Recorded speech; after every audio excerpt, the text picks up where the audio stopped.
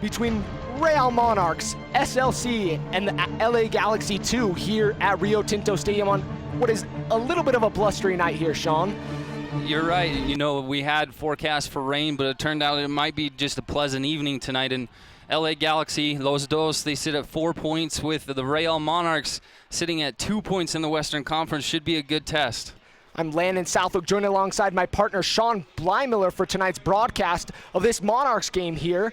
The last time these two teams met, they played to a 0-0 draw in Carson, California in late March. So it should be a good matchup between these two teams, and we're looking forward to a tough battle on the field.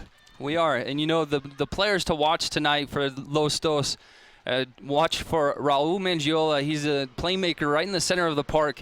He had a goal and assist against the Austin Aztecs to give the Los Dos their first victory of the season. His assist was to none other Ariel Lassiter. Now, Major League Soccer fans, they might recognize that name because it's a name of royalty. Roy Lassiter played for the Tampa Bay Mutiny in the 1996 inaugural season, scored 27 goals, and was the Golden Boot winner of that season. So for sure he taught his son how to score goals, and Lassiter sits with 2 goals on the season thus far. It'll be a challenge for this Monarchs team as both teams are really young. The Galaxy have 11 players under the age of 20, and the Monarchs are in a similar situation. So it's really a development game here early on.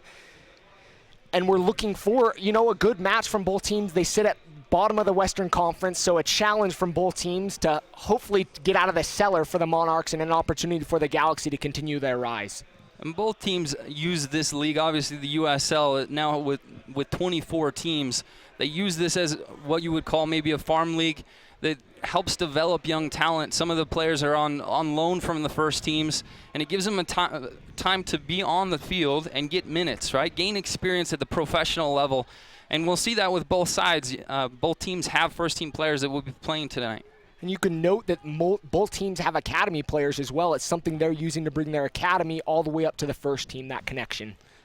Right, and if you're a young player looking to play professional soccer in the United States, no better time exists than right now. You've got academy programs that are connected to USL teams. USL teams are affiliated with Major League Soccer teams. All 20 of the Major League Soccer teams have either their own USL team or they have an affiliation with one. So then it creates those loan opportunities for young players to get minutes. You know, the world of soccer has changed by this USL league and the connections they now have. And, you know, it's going to be an exciting match between these two teams with the academy players trying to make an impression, stay with the USL, and hopefully make it up to the first team. Right, and nothing teaches a player how to be better at the game than the game itself. So we'll jump into our starting lineups here. So the starting lineup, tonight's starting lineup is brought to you by LifeVantage. Find your personal and professional freedom by partnering with LifeVantage. Starting for your home side in the goal is Eric Oswald with his first start of the season. You've got across the back Jordan Morel, on the left back Danilo Acosta, who is the academy player Emilio Orozco and Riley McGovern. You also have Fito Ovalle and Lucas Baldin, which will be in those holding midfield roles.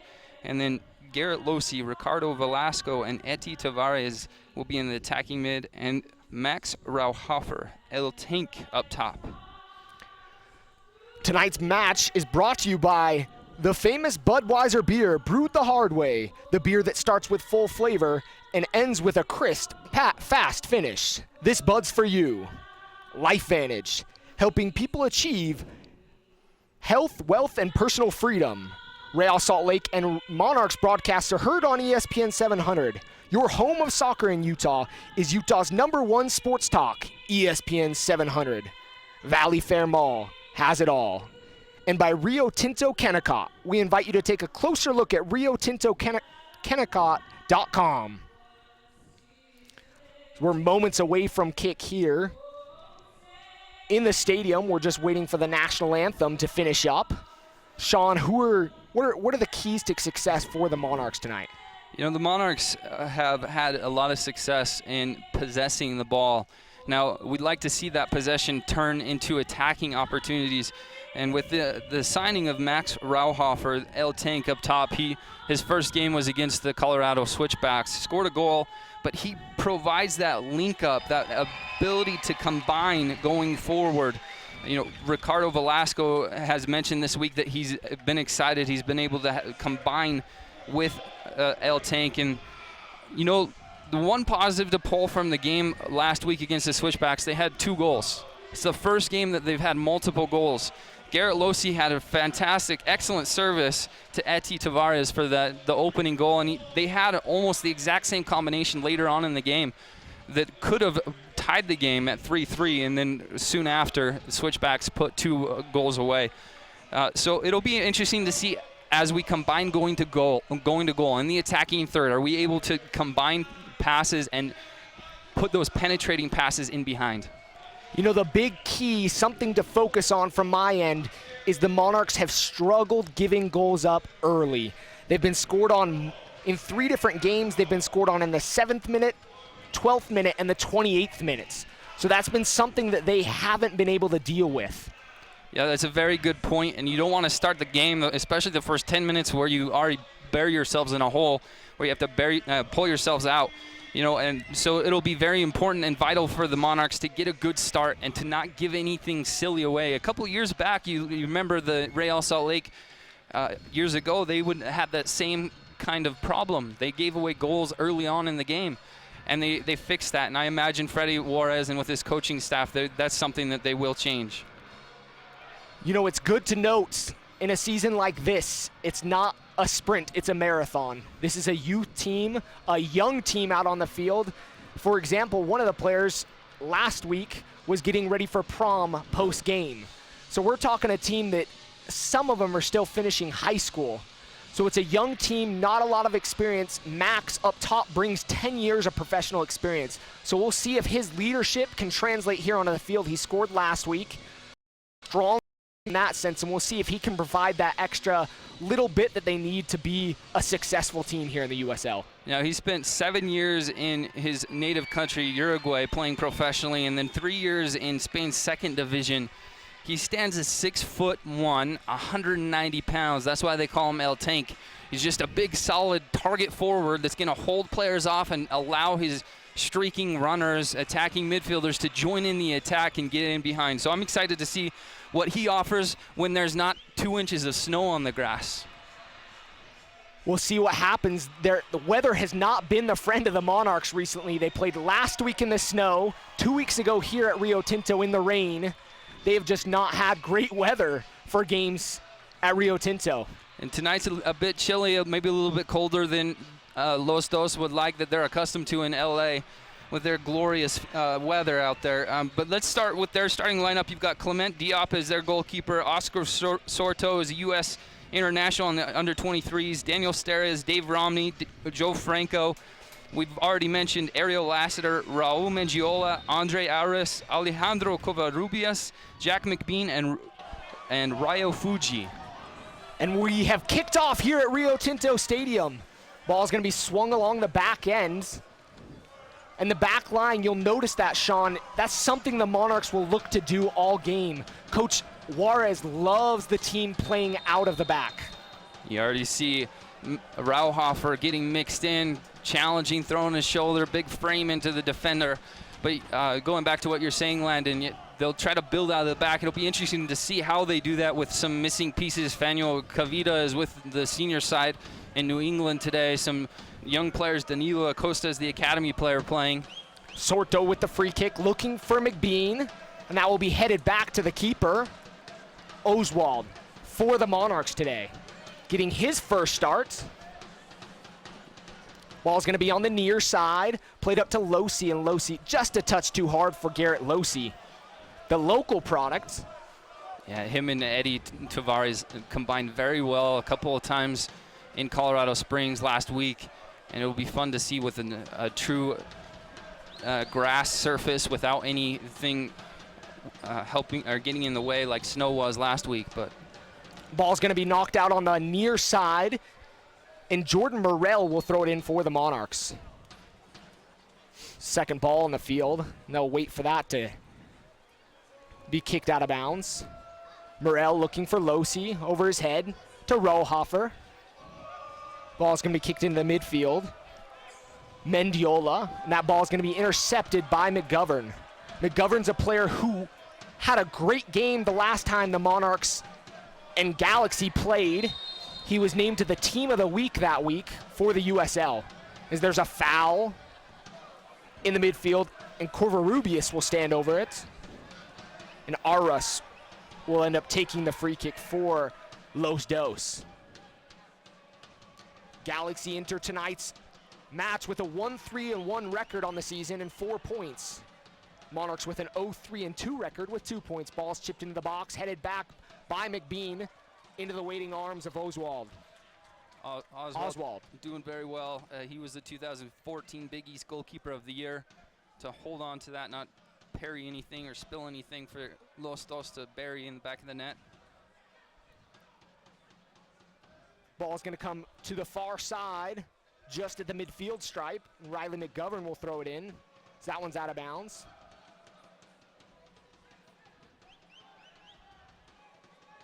Knocked up forward. We're playing a little bit of ping pong here early on, as neither team has been able to settle into the game here 3 minutes in at Rio Tinto Stadium. Los Dos and Real Monarchs. Ball's looking forward for Rauhofer, and that'll be knocked out of bounds as David Romney mishit that one and knocked it out of bounds. Just next to the corner flag on the far side, Riley McGovern will throw this one in. To Ricardo Velasco, he'll settle. He's gonna be knocked off the ball. And as he's knocked off the ball, I think his hand touched that. Yeah, unfortunate foul there. I'm excited to see Velasco with his combination play with Rauhofer and see if he can combine and be more dangerous in more higher places of the field. Well, a goal kick from Diop. Diop looking for McBean. He'll win it. Monarchs are able to win that one back. McGovern with it. He'll spin on the far side of the field. Chipping looking forward to Rauhofer. El Tanque with the body up there. You can see him looking to apply that pressure as the Los Dos whip it into the area, and Oswald almost gets beat on the chip.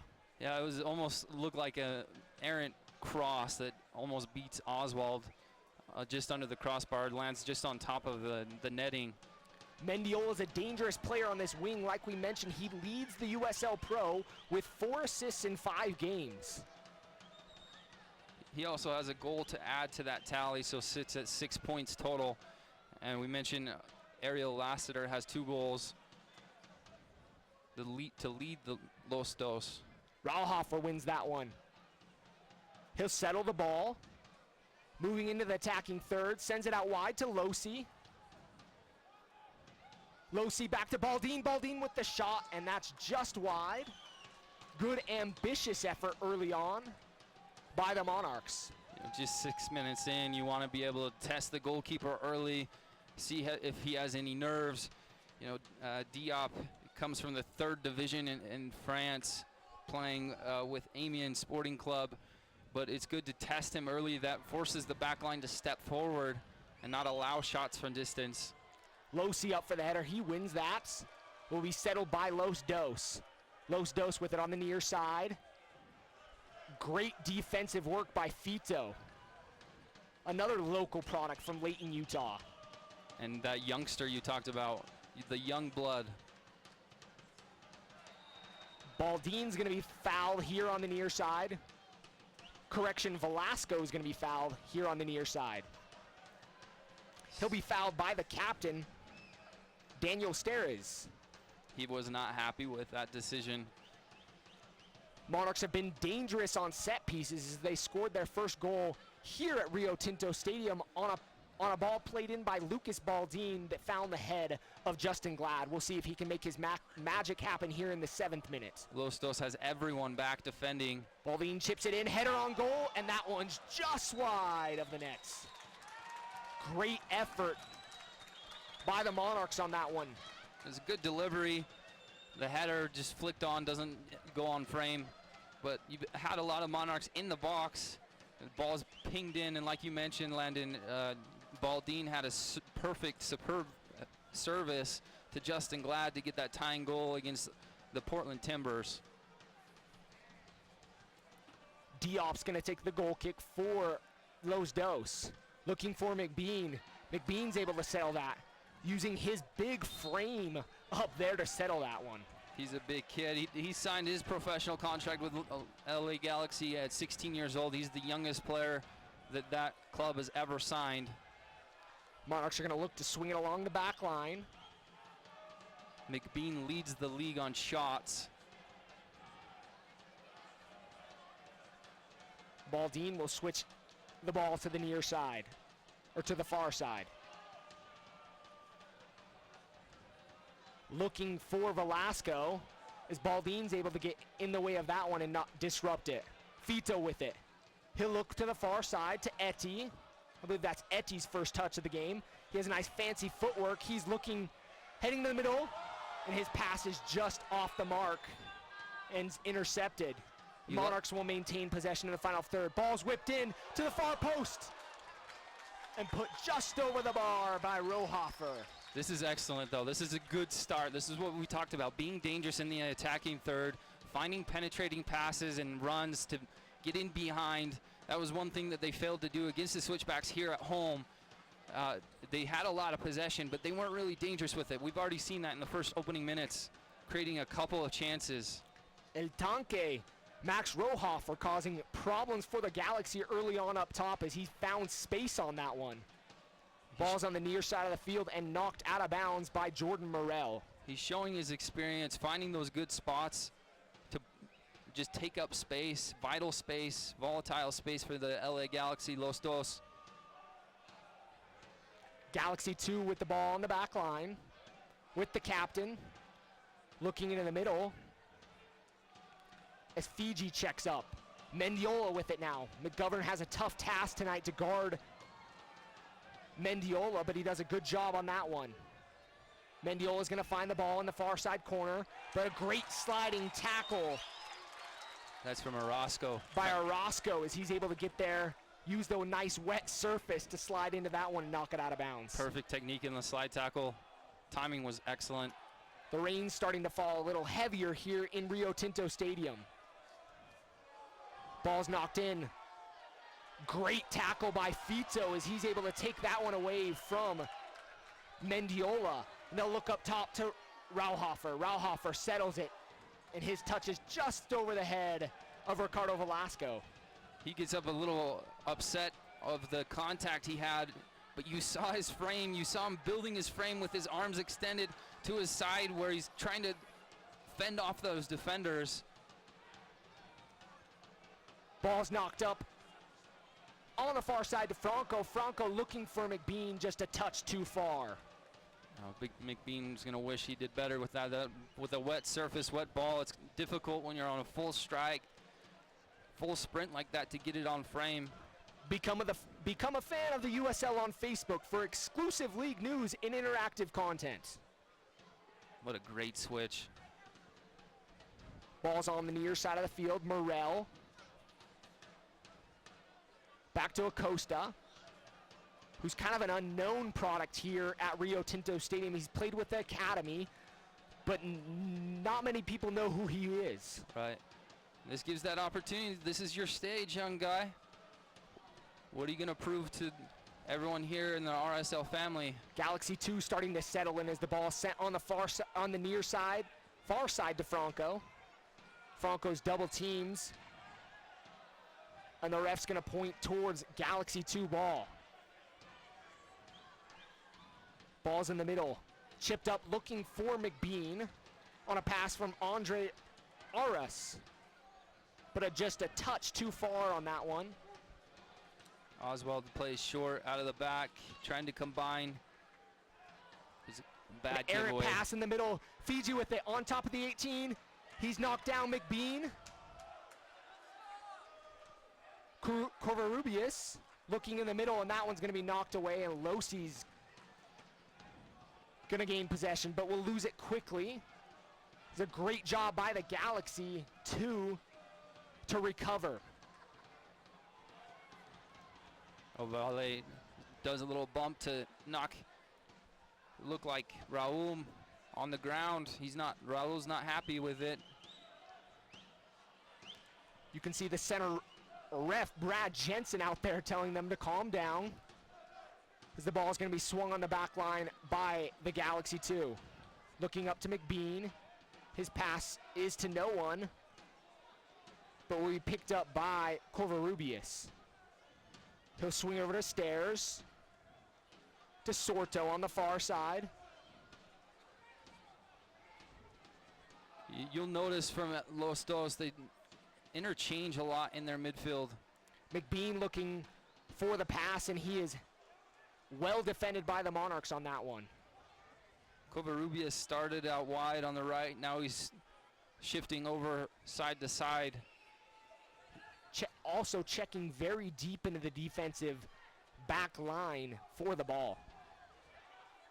Monarchs with possession. Baldine. He'll turn, find McGovern. McGovern wasn't estimating the wet ground here very well, and that one goes out of play. It's a good pass, just a bit heavy. McGovern and Baldine maybe had misread the timing of the run. Ball's on the far side with Franco. Franco to Covarrubias. To Stairs. Great possession by the Galaxy 2. That one's intercepted by the Monarchs up to Eti Tavares. Tavares' catch is just a touch too heavy, and he is lucky not to go in the books on that tackle, as the Galaxy 2 will take a quick restart. Mendiola. Ball swung on the far side to Franco. Franco back to Covarrubias. Great defensive effort by Fito, but he'll be called for the foul. The Monarchs bench not happy with that decision from center referee Brad Jensen. It looked like it was shoulder to shoulder. Fair challenge. Morel's going to pick that pass off. And Losi has all the grass in the world to take. He's got Velasco on the near side. Ball's out to Velasco. Velasco one-on-one with the captain. Up to Baldine. Baldine with the shot, and he is hit from behind by McBean in the process of the shot, and that one trickles to the goalkeeper, Diop. Los Dos has done very well in their transitional defense.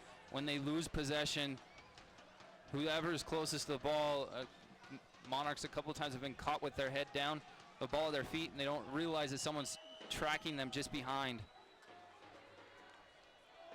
Ball swung to the far side to McGovern. McGovern to Tavares. Up to Velasco. Velasco will turn and face. So he'll send it to the near side to Jordan Morel. Jordan Morel is 2015 Super Draft 57th pick overall. Rauhofer with it. You can see why they call him El Tanque. He's got a big frame, and he does a great job at holding up the ball for the Monarchs. McGovern with it. He'll lose it. And the Galaxy 2 now have possession. That chip forward, the Monarchs will win it. McGovern into Velasco. Great ball forward to Tavares. Tavares with a defender to beat. He'll chip it in the box. And that'll be won by the captain and knocked out just past the 18. Monarchs had Losi and one other runner on the far side, but it's cut out by the center back of the Los Dos. Tavares with it again. Great footwork. You can see him dancing as he's taken down, but no foul called. Mendiola's going to look to the far side. I think his pass was intended for McBean. He just didn't get much on that one. He wanted to hit it all the way to the other sideline, just on the white lines, and wasn't able to get it high enough over all the traffic. Morel with it. to Losi, and Losi's going to be tripped up from behind by Oscar Sorto. Looked like a great turn from Losi to go to the inside.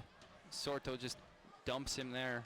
Losi's one of those players you love, a Cal State Fullerton product, and also a BYU Provo product as well.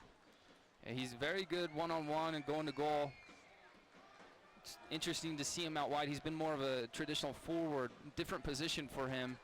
But with Tavares and Velasco and Rauhofer to combine with.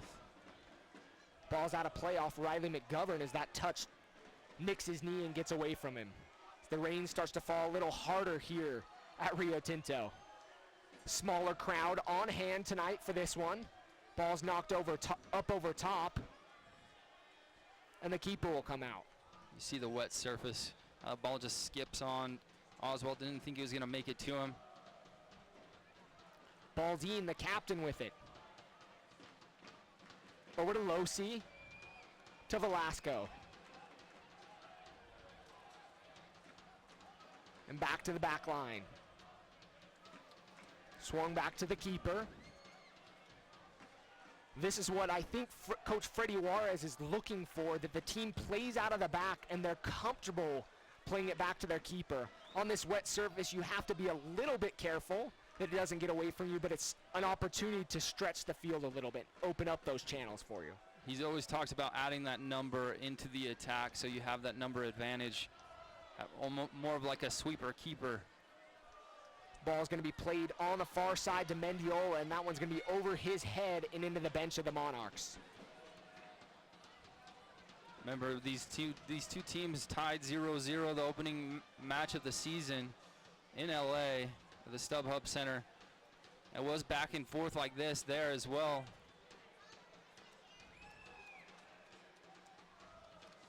Losi with it on the near side.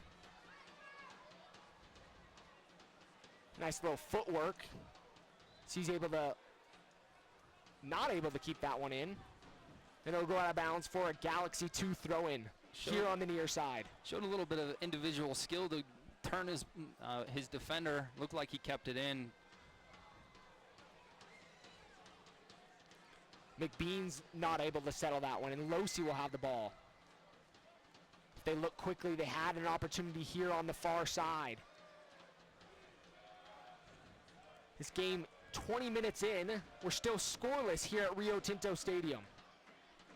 Jordan Morel over there on the sideline. He's a product of the Toronto FC Academy, then played at Syracuse, had a very successful career there. And more of what we had talked about, first team players getting minutes.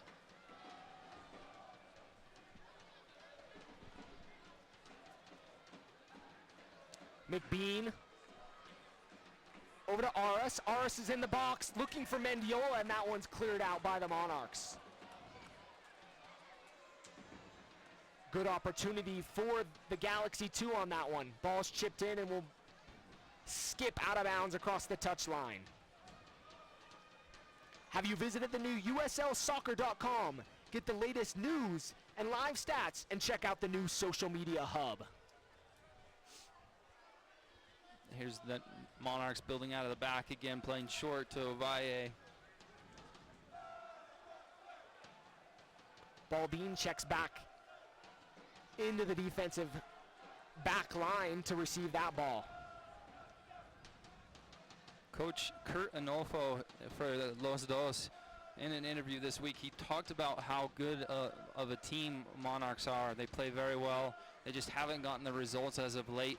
Kurt Anolfo, he's been the assistant for Bruce Arena for some time. He played under him at DC United and was the assistant for the national team. McGovern ball forward towards Rauhofer, but will fall to the feet of Tavares. Tavares up to Ricardo Velasco, and that one gets touched just before it gets to Velasco and will skip to the near side. And Morel looks to knock that one back into the box and has a little too much leg on that one. Velasco had his feet set. He was going to take that first time. Looks like it just takes a bad hop maybe at the last minute.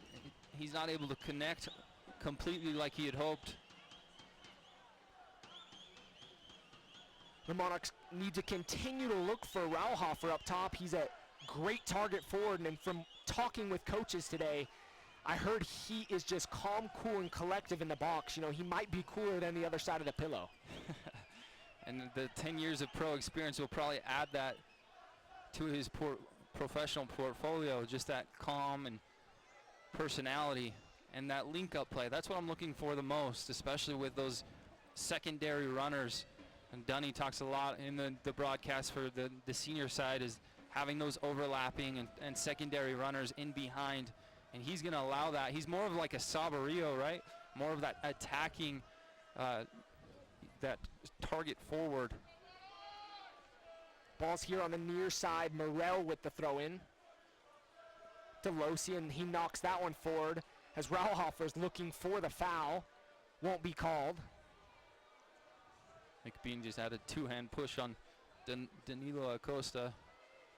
Great work, defensive work by Losi over there to help out the defensive backs. Look at his strength there. Look at the El Tank. He had two guys around him. He's able to lay it off. Lasker to Baldin to Rauhofer.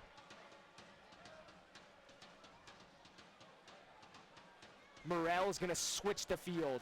A great ball here to the far side, but Tavares is just unable to keep that one in. It looked like they're calling a handball on him, which is unlucky. He jumped up with his arms out, extended on his right-hand side. Ball just bumps into his right arm. Stairs with it. Galaxy looking for more of that possession here as we progress into the 24th minute. Still scoreless. Ball's kept in by Mendiola. Mendiola up to McBean. And McBean's touch looked a little rough on that one, which has been kind of the way he's played today, a little bit of a rough touch here early on. Yeah, every time he's checking back, the ball's popping up in the air. It's not going into good space for him to be able to turn with it.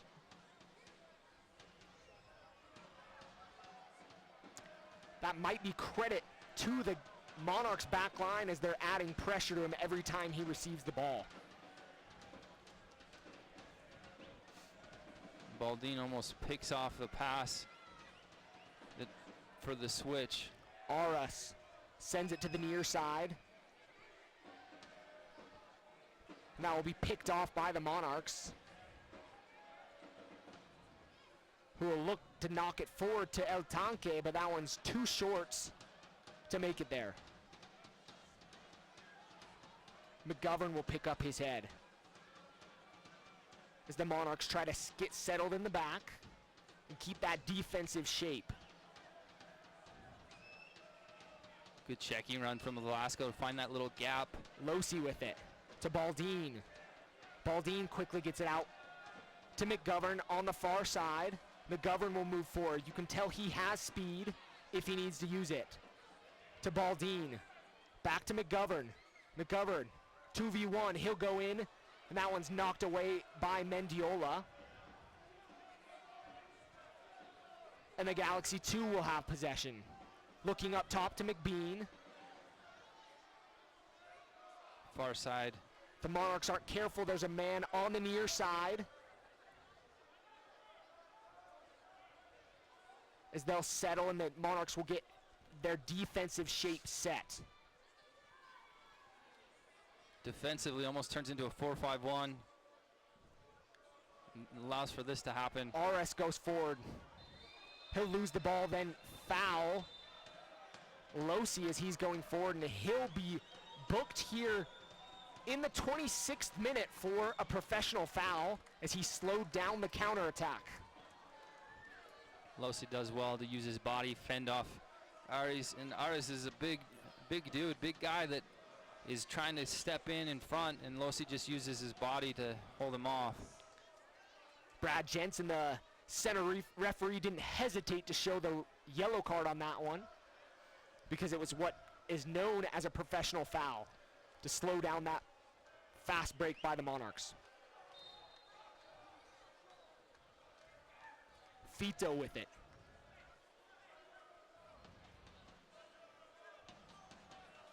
Ball will be switched over to Acosta. as the rain continues to fall here in the 27th minute. 0-0. Ball's chipped forward to Rauhofer.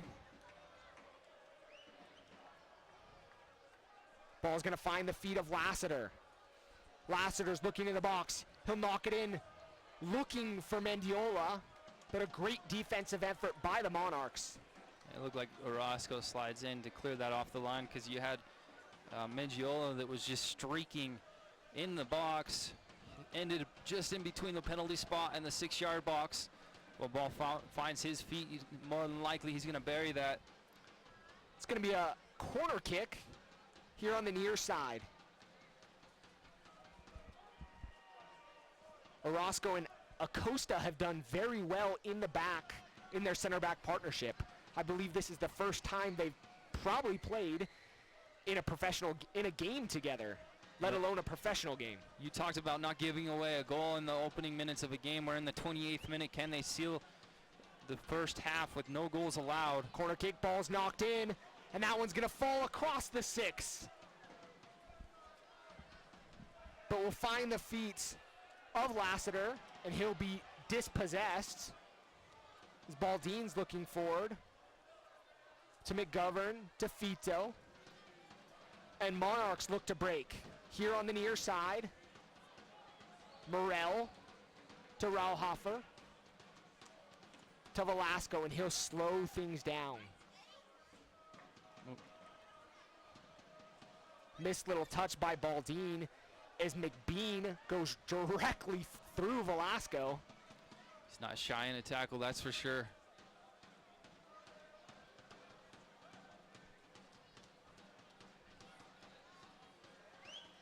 Ball's at the midfield stripe, over to Franco. Franco to Fiji. And McGovern's there, and he'll knock it back to the keeper. And Oswald will knock it out of bounds for a throw-in on the far side, just in front of Coach Freddie Juarez, the head coach of the Monarchs. Oswald has Xavier's record for shutouts with 11 total shutouts in his career there, and goals against average of 0.74. That's how he earns his start tonight.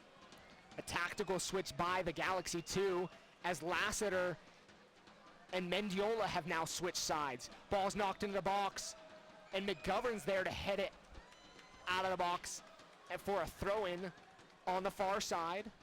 Good positioning from him. He had looked like Lassiter on this far side that was open.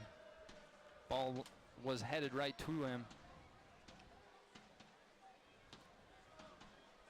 Franco will have the throw in.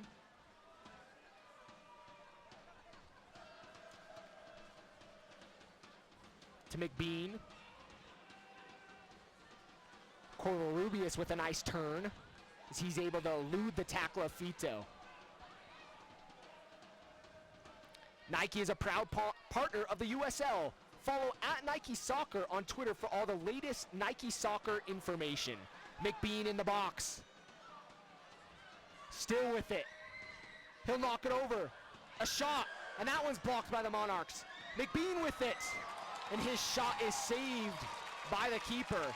It was a dangerous moment there in the box, Sean, as McBean had multiple opportunities at goal. McBean's here on the turf. He took a couple of knocks. He's trying to use his muscle just to force his way past some of the Monarchs defenders to get a shot on frame. This last one looked like maybe a trailing leg behind him caught his shooting leg, but good effort from the back line to make sure they seal up the back. Oswald does well to not parry this into pressure, and we're out of danger. Fito will check in the back line to receive the pass from the keeper. Up to Baldine. Baldine has Morel on the near side wide open. Losi will check back. Ball's played to Velasco. To Baldine. Out wide on the far side to McGovern. McGovern's going to knock it into the box, looking for El Tanque as he goes up with Diop, and Diop's able to punch that one away. You can see the stress, I think, of training this week was the interchanging runs. You saw a lot of checking runs, a lot of runs across the face of the field. Orozco with a great ball over to Morel on the near side. Morel's going to look forward. Losi dummies it, but it cannot find the feet of Rauhofer.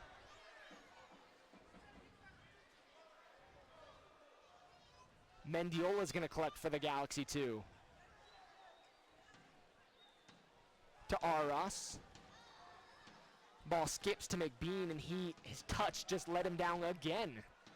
You know, but I'm very impressed with this back line, especially the center backs, who this might be their first pairing together.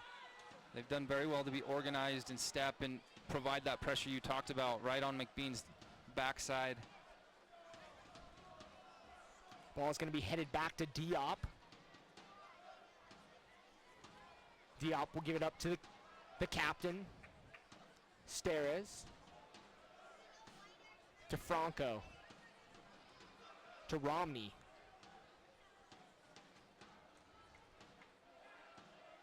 Galaxy look content to swing it along the back line. They'll look forward to Aras. Aras is able to bring it down. He has no help in the box, and he'll knock it off the Monarchs for a corner kick here on the near side.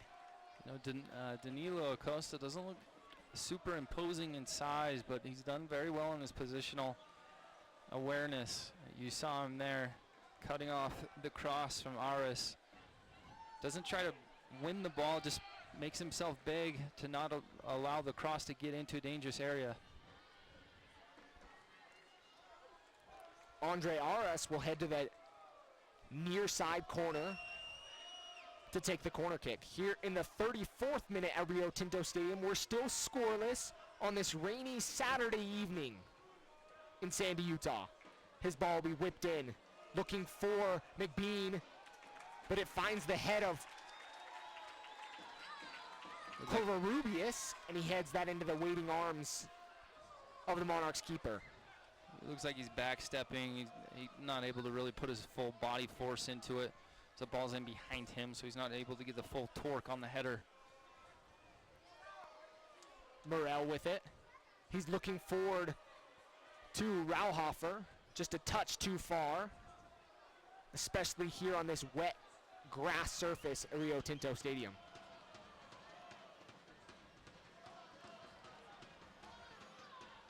Tavares provides a little bit of pressure. McGovern goes up for the header. He's unable to win that one. Fiji hasn't done a whole lot here early on. Rauhofer is just a touch offside on that one. Love to see the replay. He looked to be really close on that back line. He looked like he was making himself even with the center back. Had checked his run just a minute, had just a few seconds to hold up for that, allow for that service from McGovern. Brad Jensen was over here on the far side. As Brad Jensen will give a talking to the Monarchs for that foul on McBean in the midfield. Covarrubias will switch sides of the field. And that one's going to be just a touch too long. Covarrubias, we talked about, he started on the right-hand side of the field, and between him and Mangiola and Lassiter, they've been really free-flowing, interchanging. Andre Aras is more of that defensive holding player. You're seeing him make a change again because Mendiola's back on the far side with Lassiter on the near side. Etanke over to Tavares, and his pass is just going to be off his outside shoulder instead of his inside shoulder, and that one will skip out of bounds for a Galaxy 2 throw-in. You like the idea. He's trying to hit that with the outside of his foot. The ball's bouncing, so it's almost a half volley pass with the outside of his foot. He's trying to put it out in front of Tavares, and the ball just rolls off the outside of his foot with a wet boot. Mendiola looking forward. Fito will look up. He's looking for Losi. And here on the wet turf, that one will skip out of bounds.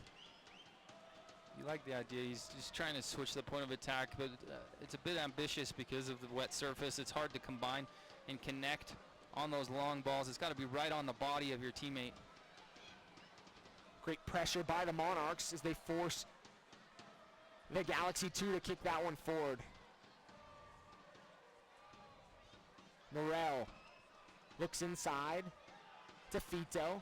Fito will go forward to Baldine to Rauhofer. Advantage being played by Brad Jensen. Ball's on the near side by Losi. Losi looks to get around the defender. But a great defensive effort by Oscar Sorto, who just recently returned from playing with the U23 national team in a game Wednesday night against Mexico. You watched that game, you said he played pretty well. He played well for the short time he was on the field. We're here in the 38th minute at Rio Tinto Stadium, still scoreless. 0-0 here on a rainy Saturday evening. Losi to Morel. Morel will ambitiously knock that in, and Diop has to come to the saving rescue as that one might have snuck to the back post. Had a little bit of pace on that one. That's what you call a half chance. Morel's just, the ball's on his left foot, just going inside the 18-yard box and just decides to have a go almost on the inline. Almost beats goalkeeper Diop on the near post. Baldine will set up for the corner kick here on the near side. He'll whip it in to Losi. Losi with the header. Not too much on it because he was backing away from the play and then unable to get much pressure on it. Laster looked like he was off to the races. His touch just lets him down, puts him out of play. Losi's touch is just too hard. And the Galaxy 2 with possession. They have numbers. So now the Monarchs are able to settle in defensively and have the shape. They're in a 4-4-3 tonight, just like their parent club, Real Salt Lake. 4-3-3. Yeah, with you've got the attacking midfielders with Velasco, Tavares, and Losi.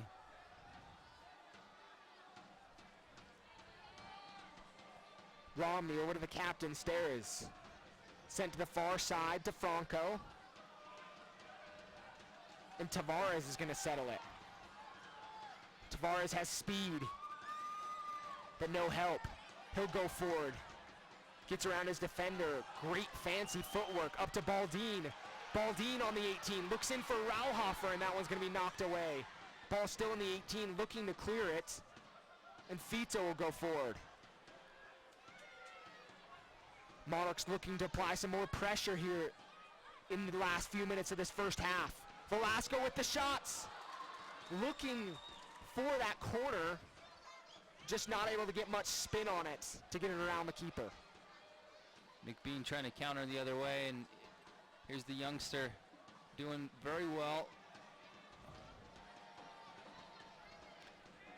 Acosta with a nice battle with McBean.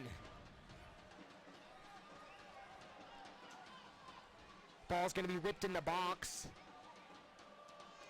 Settled by the Monarchs, and they'll look to move forward. McGovern on the far side. Over Velasco's head. Maybe would have found the feet of Rauhofer if Romney wasn't able to get that. Velasco wins a free kick on this far side. Looks like he's full on gang tackled. Looked like Andre Ares just grabs around Velasco's neck and just falls to the turf with him. Velasco's motioning, he got an elbow. As Baldine's gonna stand over this free kick on the far side. Just about a couple more minutes, 4 more minutes left in the half. 42nd minute, Baldine will stand over this one. Baldine's asking for the wall to be moved back. Again, Los Dos to have everyone defending 2 in the wall. Laster's the highest player. He's just about 5-10 yards from the top of the 18-yard box. Baldin waiting for the whistle. He hears it. He'll knock it into the box. Ambitious ball played in, and Diop misjudged that one and had to parry it up over top. Diop was cheating off his line. He was ready to come off his line to pluck that ball out of the air on the service, where he was thinking Baldin was going to play to the clump of players for a header, but Baldin goes to goal himself. He almost snuck that one up over the top of Diop. Baldin again with the corner kick. Headed out, Velasco looked for the volley. He'll whip it in with a bicycle. Ball's at the top of the box. There'll be a foul, I believe, on the Monarchs at the top of the 18. Velasco just has a whiff on the full-on volley. Those are extremely difficult to hit, but puts a dangerous ball right back in with a bike. Well, the quick second. Congratulations to the family of Ricardo Velasco, as his little brother was born last night, a healthy little boy, Andres Velasco. Kind of shows the youngness of this team. He has a little brother being born, and he's out here playing in a professional game tonight. McGovern with the throw-in. Monarchs with it on the far side. Looking forward to Rauhofer. Rauhofer, great header. Just too far for Velasco. Fito playing great defense here in this first half. Up to Losi. Losi has a player here on the near side. Out to Morel. Morel with it on his left foot with the nutmeg, and he's knocked down in the process. I like it. I thought he was almost by his defender with the nutmeg. One of my favorite moves out here on the field. 44th minute here at Rio Tinto Stadium. Still scoreless as the crowd starts to chant for the Monarchs. Velasco. McGovern will settle. Kept in play by Jordan Morel.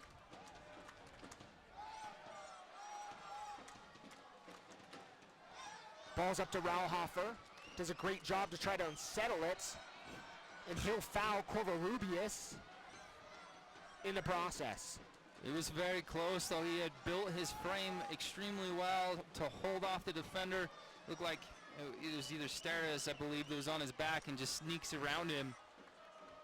But El Tank almost had the ball where he had the defender held off on his back.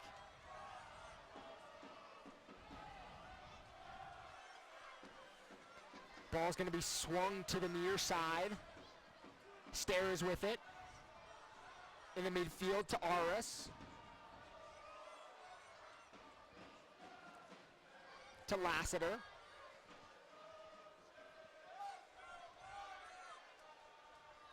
Baldin with a great sliding challenge as he looks to be stepped on.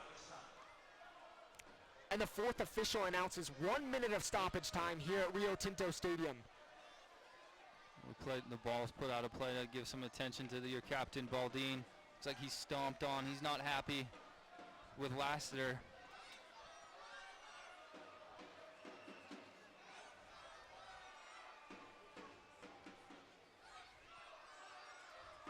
Captain Baldin's asking for some help from the assistant referee to make that call himself.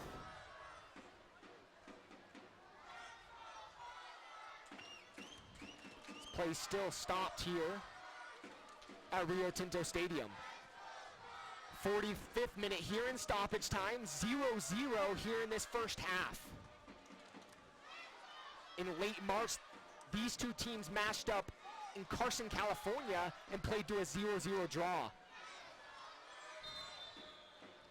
As Brad Jensen's gonna indicate that we are done with the first half here at Rio Tinto Stadium. First half is over, 0-0. Good effort by both teams so far. You see Rauhofer and Baldin having a discussion with the referee, Brad Jensen, trying to give a little bit of advice, wanting some calls called for him on, you know, Rauhofer had a couple of chances where he's holding the defender off and the defender pulls him back. Here you've noticed, Sean, here in this first half, the Monarchs didn't give up that early goal, which has plagued them early on in this season. You know, you talked about in the opening of the broadcast, you mentioned that was goal number 1, to not give away an early goal, and they've done that, and a lot of that is with Oswald and with the young guns. You've got Orozco and also Danilo Acosta, the center backs that are doing extremely well. You can see on the monitor Lucas Baldin still having a word with one of his coaching staff to have the conversation. But Sean, here in this first half, there was positives for the Monarchs. They were getting forward into the attack, creating dangerous opportunities, and I think the key to that dangerous attack is Rauhofer. I agree with you. He provides that target forward who's that big frame that allows his attacking players to connect with him, and we saw more of that in the opening half than maybe we had seen all season long from the Monarchs. Is when they get forward, they have those penetrating runs, and you have the secondary runners going in behind, and they created the better chances, I think, of the first half than Los Dos. Los Dos had a couple chances themselves, but I think the better of the chances fell for the Monarchs. Also, you can look to the service provided by Velasco and Baldin. They've done a great job on the wings to be able to provide that service, and then Losi adds that extra hustle to be able to maintain possession for the Monarchs. You know, Baldin and Ovalle, I would add to that as well. They've created that base where they've been able to get out of pressure and swing the point of attack. I'm very impressed with the maturity of Ovalle, especially, is because they're able to find the other side of the field that hasn't had much opportunities yet to stretch the field and stretch Los Dos. And you'll notice that the back line has done a phenomenal job so far, and that's something to keep an eye on as they've never partnered together. We'll jump to our halftime sponsors. This halftime report is brought to you by Rio Tinto Kennecott. We invite you to take a closer look at riotintokennecott.com. Corner Bakery Cafe. Come get a taste of what's happening at your corner. LifeVantage, helping people achieve wealth, health, and personal freedom. And the famous Budweiser beer, brewed the hard way. The beer that starts with full flavor and ends with a crisp, fast finish. This Bud's for you.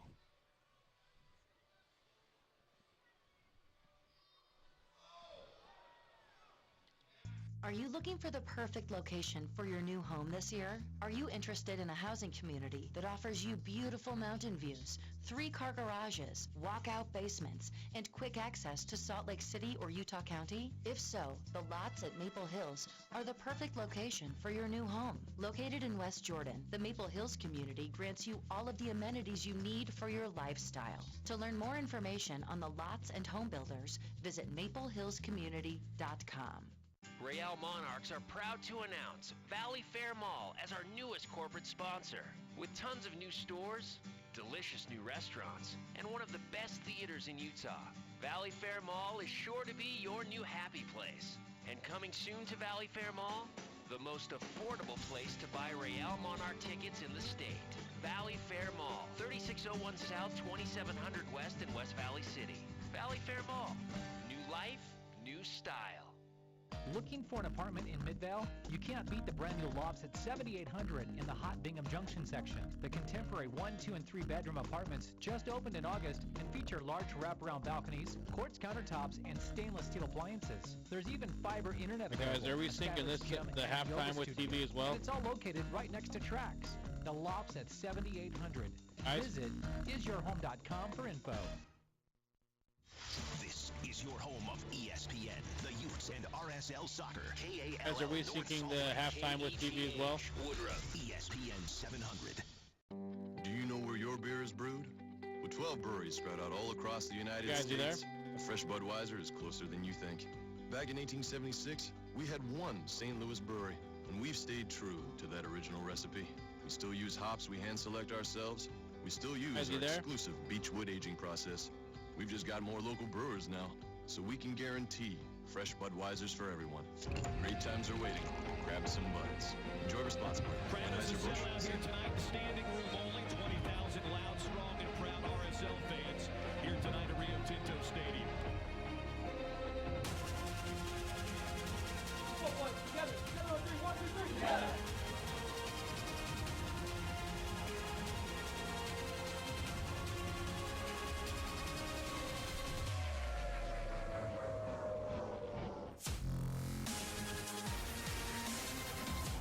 Out wide to Beltran, numbers forward now for the Claire Cobalt.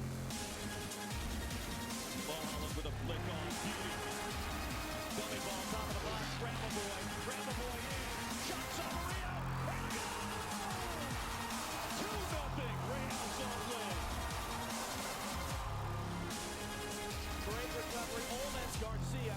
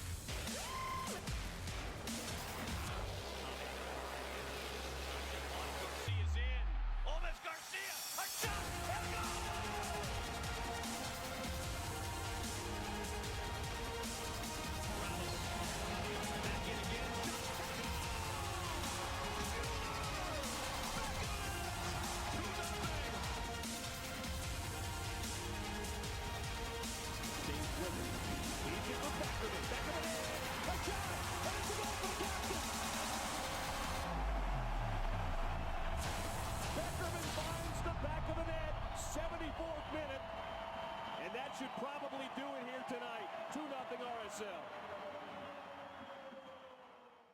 Lions Den.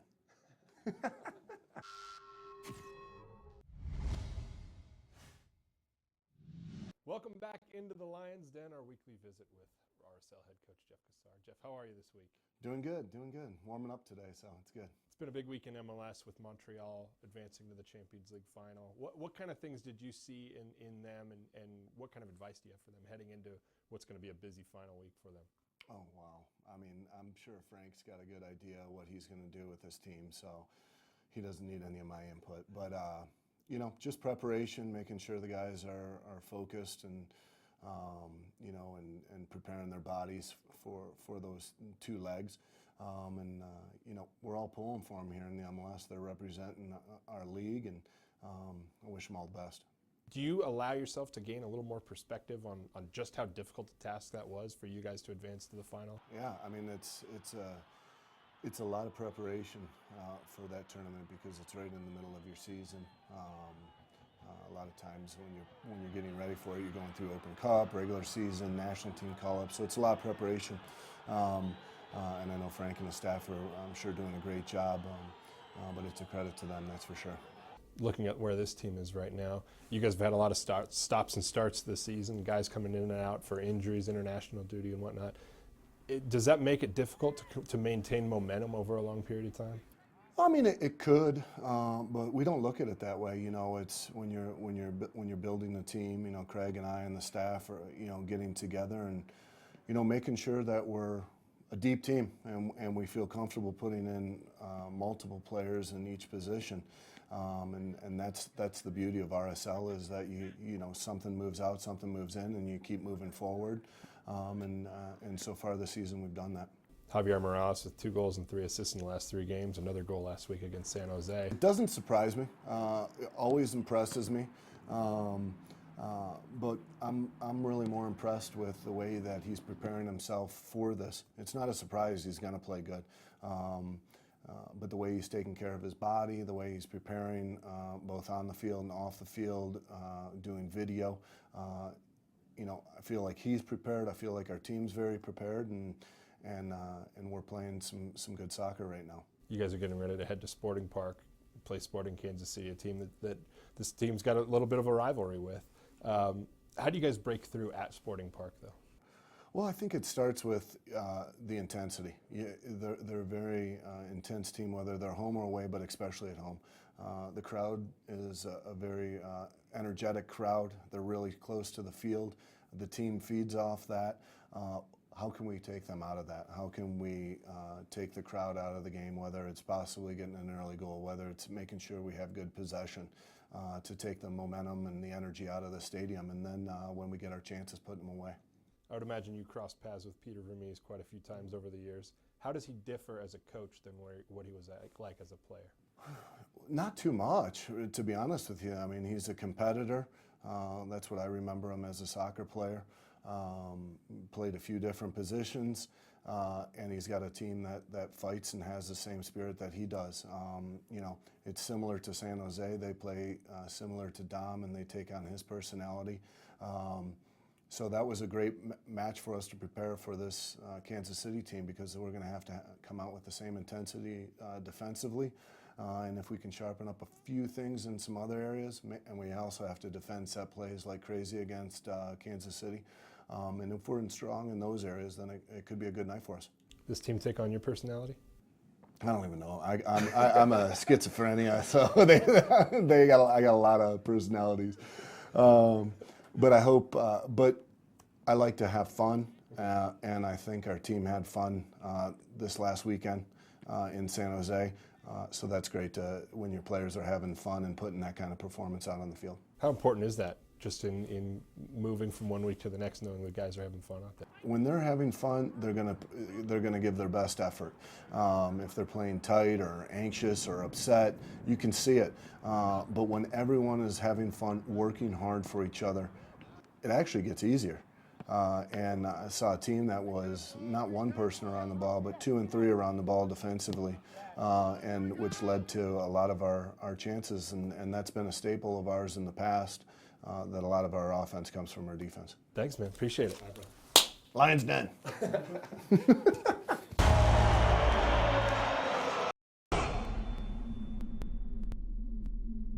West Valley, as I've come to know, as their mantra is unity, pride, and progress. This perfectly encapsulates the spirit of what we felt here, that this is a progressive city. It's Utah's second largest city with approximately 140,000 people and a remarkable infrastructure. This organization here will be a great blessing to our community. It has a ready-made fan base. We look forward to supporting them here and in making this a relationship that will work together for both of us for many years into the future. Now this team, you're going to see the future stars of Real Salt Lake playing here with the Monarchs. So it's very, very important for our development system and our pyramid. The one thing, if you learned anything about Deloy, this is going to be the best minor league stadium in the country. I mean, West Valley, you're going to be very proud of this stadium, let me tell you. Like I told them a story. I said, in ancient days, when people were successful later in their life from their economic activities in Europe, they went and built cathedrals.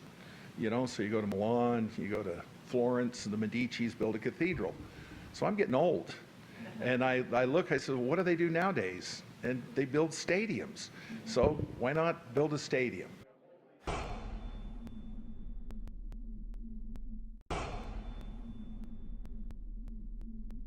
West Valley, as I've come to know, as their mantra is unity, pride, and progress. This perfectly encapsulates the spirit of... And we're back live here at Rio Tinto Stadium for the start of this second half between the Galaxy 2 and Real Monarchs. 0-0 through 45. There doesn't seem to be any adjustments here in the first half, Sean, or in the second half from the first half. I don't see any changes, but you do see the down for the start of the second half. That's definitely going to add to the elements here. Ball's going to be knocked forward. McBean will settle to Lassiter. Looked to be a handball, but won't be called. Monarchs will play it back to the keeper. Aris with it. He'll swing it to the far side, looking for Fuji. He hasn't had much of an effect in this name. We haven't called his name really much thus far, Sean. No, you'd like to see a bit more from him. Dunny talks a lot about him. He is attending Cal State Dominguez Hills, finishing his education while still being part of LA Galaxy 2. Dunny talked about how that is a new thing where these professional players are still able to finish their education, because with Cal State Dominguez Hills being across the street from the StubHub Center, he's able to go to classes while still training. Ball's going to be knocked out on the far side. And Morel will bend over to tie his shoe, as I think he got the indication from Losi that he needed to tie his shoe as well. A little smart gamemanship from the Monarchs. Baldine with it in the midfield. He's going to get it back after he plays it away back to the defense. He'll look up to Rauhofer. Touches just too long, and Velasco with it. Velasco looking forward. He'll play it to the near side to Tavares. Tavares will look to knock it in, and that one's going to be deflected on the way in for a corner kick. Just tries to beat his defender on that near-sided cross just to go right by his leg, but takes a deflection out for the corner kick. Baldine's going to step over for the corner kick, and this is the third corner kick for the Monarchs here in this one. 48 minutes in. Baldine with a corner kick on the near side. Wet ball, wet surface. He'll knock it in. Diop's going to come charging out and will punch that one away. We have a whistle for stoppage.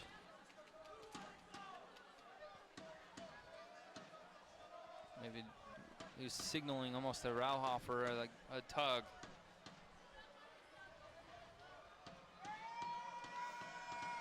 Diop's essentially going to have a goal kick for the Galaxy 2. Galaxy 2 looking to increase their winning streak after they were able to win last week 2-1 against the Austin Aztecs. That's their first victory of the season, putting them at 4 points. Their other point coming from the tie against the Monarchs in the opening game of the season. They didn't win on a 3-game losing streak. Lassiter with it. He's in the box. His shot is up and over as he got way under that one and sends it up into the bleachers. His first touch set him up to put him on his left foot. Almost puts him too wide. He's trying to pull it, more power across the face of the goal and just skies it. He's one of those players you need to watch out for. As we've mentioned time and time again, he has 4 assists on this early season, 5 games, and leads the USL Pro. Baldine's pass is going to be just short of Morel, and will go out of bounds in front of the Monarch bench for a throw-in.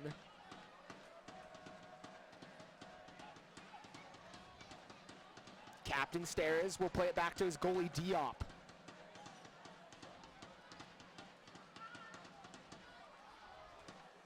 Into the midfield to Aras.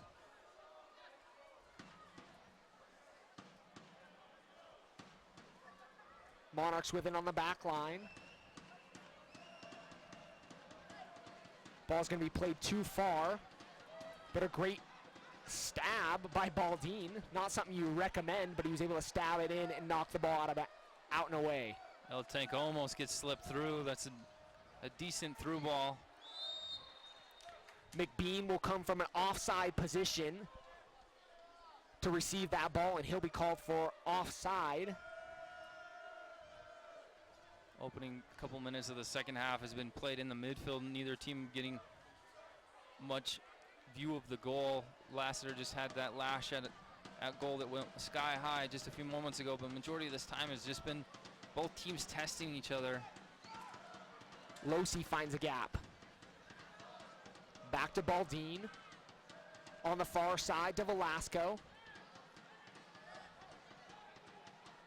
Back to Baldin. To Velasco. Velasco plays it forward to Losi. He's onside. Losi with it, with a step over. He'll play it back to Velasco. Velasco's going to look to knock it in, and his ball will be sent out by the defense of Los Dos. With a nice, ambitious effort by Acosta. He had to register his first shot in the game at some point. His first professional shot from about 45 yards out. Ambitious at best, as we'll call that. Diop's goal kick. Won by Morel. Will be knocked out of bounds by Oscar Sorto. Velasco's going to leave it right in front of the Monarch bench. We've seen now the fourth shoe tie. When it gets wet like this, your boots get heavy, the shoelaces get heavy, they seem to come untied. Velasco back to Morel. Morel's pass is intercepted.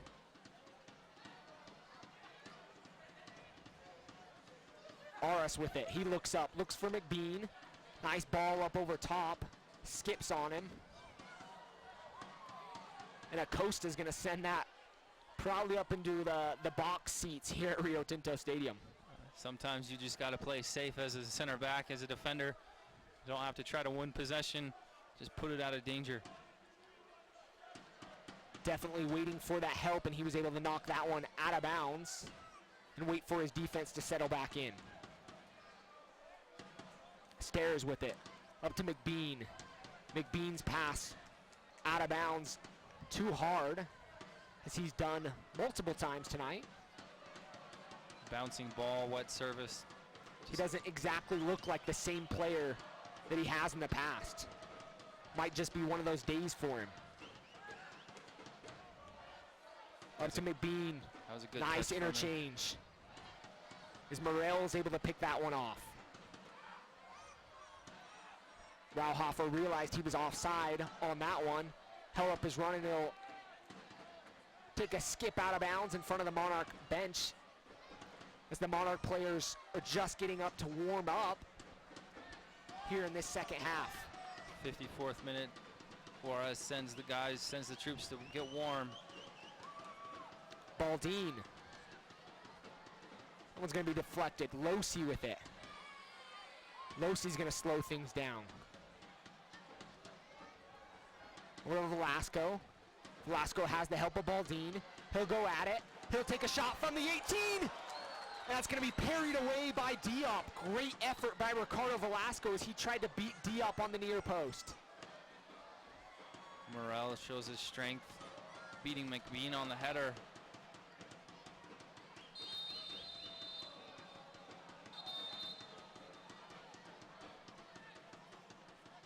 Brad Jensen's going to come over and show the card to Garrett Losi here in the 55th minute. I didn't see what that was for. Maybe we'll get a replay to get a better idea. Losi had 2 yellows up in Portland against Portland Timbers 2 in the second game of the season. I believe the first one was a bit unfair, going up for a header and just has his arms out to his side and gets called for a dangerous play with his elbows at head height. Stairs, the captain, will take this free kick. Correction, Corvo Rubius will send it over to Steres, and he'll get it back. All USL regular season and playoff games are available live, free, and in HD on YouTube. Connect with the USL YouTube channel today. RS sends it to the near side and will be picked off by McGovern. You saw the Monarchs just pressing. They're trying to shrink the field for Galaxy 2 to make it more difficult. You saw McGovern just cut off that long ball.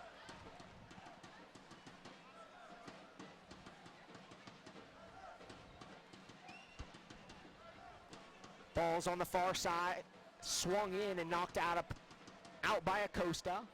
Be settled by Tavares. Velasco with it. 2v4 for the Monarchs as Losi's going to join in the attack.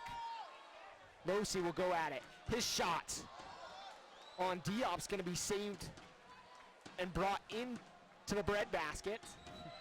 He corralled that really well. In the last couple of saves, he's parried out wide. Velasco was hoping for that at his feet, ready to tap anything away, any gifts.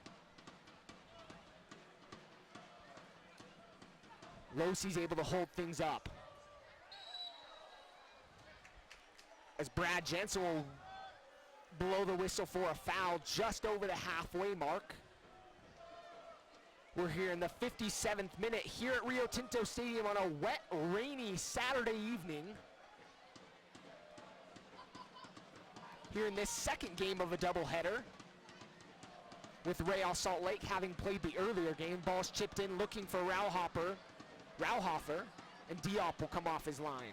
Looks like we have our first substitution of the game preparing to come in. I'll give you that number here in a second. McBean will look to settle it, and his touch is off.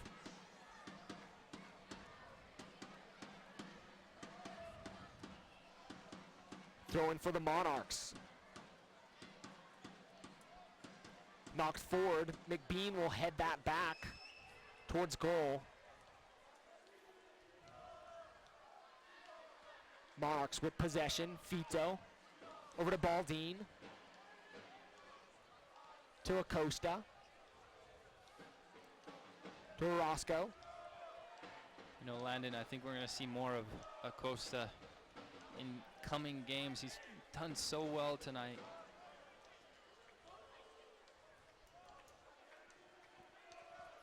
Ball's going to be thrown in. McBean with it. McBean, I don't know that the foul would have been given, but he falls down to the ground and makes sure that he corrals it with his hand.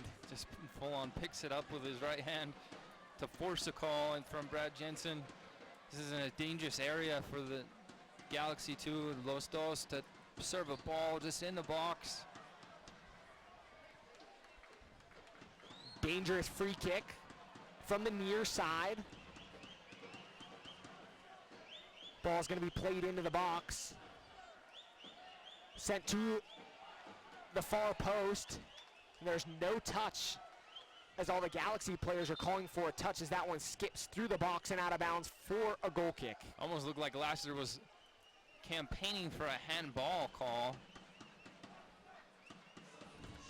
Losi's going to see his day come to an end here at Rio Tinto Stadium. The hometown boy will step off and will be replaced by another hometown local from Provo, Utah, Mikey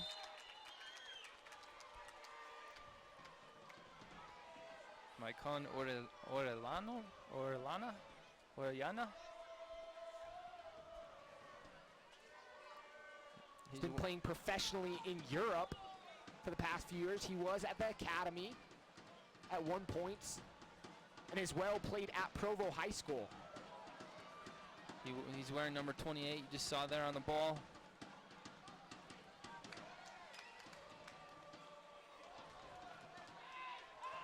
Great effort by Acosta as that one's knocked out of play. It'll be last touched by the Monarchs.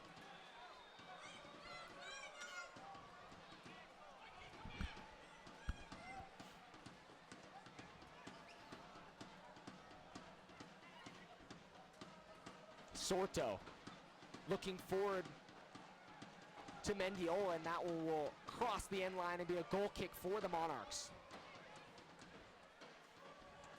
Oswald trying to play quickly.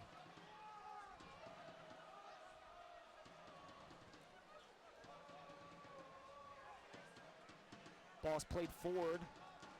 Be settled by Fuji, and that will be knocked around, and Galaxy with possession now. They'll look to go forward. Mikey with it. Monarchs look a little disconnected here in the last few minutes. We're in the 61st minute here on a rainy evening at Rio Tinto Stadium as the rain starts to pick up here again. Late in a game like this, your legs start to feel heavy. It's a little more difficult to combine and connect on your passes, especially with the rain pouring down.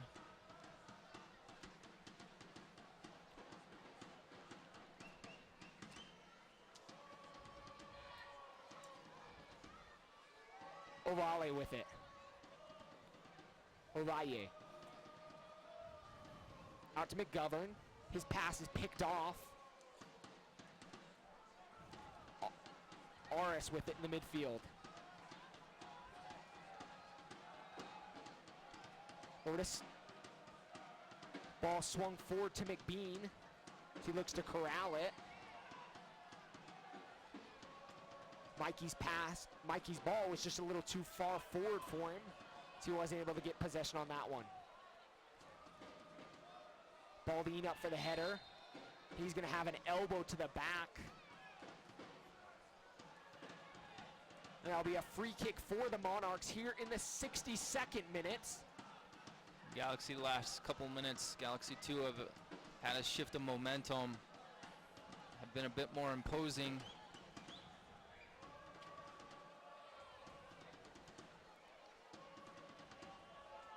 Acosta will set it into play to Morel, to Baldine, the captain.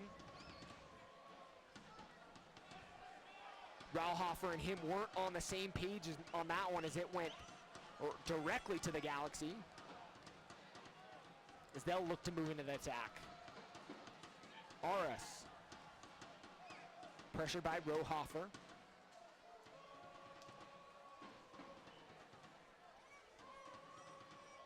Great effort by Velasco to try to get that one. McBean with the shots. And that will go wide. I mentioned before the game, he has 11 shots on the season thus far. He's added to that tonight. He's not shy to have a shot, McBean. You know, someone I think to watch out for late in this game is Rauhofer. I think he showed that in the first game that he was capable of scoring a goal that he played after having a long bus ride, and he's due for another one here at Rio Tinto Stadium tonight. Well, he joined the team late and then jumped Velasco on with it. a 13-hour bus ride. Velasco to the near side to Tavares. Eti with it, nice fancy footwork. He'll get to the end line, crosses it, and that will be knocked out of play by Romney as he's able to just save that one. Rauhofer would have had a tap-in goal on that one if he wasn't there. Very well done from Tavares. He just takes his defender to the end line, is able to get that ball just underneath his leg, the defender's leg, to go to that near post. Rauhofer almost beats the second defender to the ball. Second defender is able to clear danger. Another corner kick for the Monarchs. This will be their fourth corner kick of the match. Baldine, the captain, will stand over this one. From the near side, he'll send it into the box. To the header of Rauhofer as he sends that one just over the bar. He's looking dangerous up there. El Tanque with the header and just wide. His hands are at his face. He knows he could have probably done a little bit better to get that on frame, but well done to challenge. Travis Bowen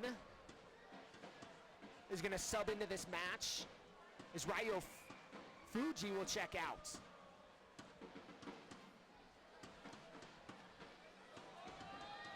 Looks like the Monarchs will make a change momentarily at the next dead ball. Alex Sunley's up there to come into this game. Remember, the rules are a little bit different in the USL. You're allowed 5 substitutions instead of 3, changing the complexity of things, as Velasco is going to be fouled. It's so smart from Velasco, just very savvy. He's not a big guy, but he just holds Ares, who's Ares is a very large defender, just holds him off to win the foul. Follow @USL on Twitter to become a league insider. Join club conversations and have a chance at exclusive giveaways. As Alex Sunley will check into this match here in the 66th minute, and Eti Tavares is going to head to the bench. He's a player that was quite dangerous when he had the ball,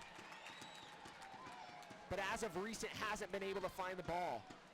So two interesting substitutions by Coach Freddie Juarez as he replaces 2 of his wingers, providing some more attack, hopefully, to this Monarchs team here in the second half. 67th minute, 0-0. Almost gets underneath the defender's foot out here wide to Mikey's. Orianos.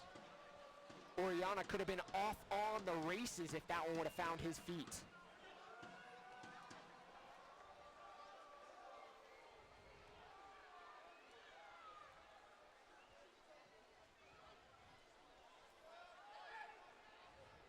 McBean. This is dangerous. Sends it up to Bowen.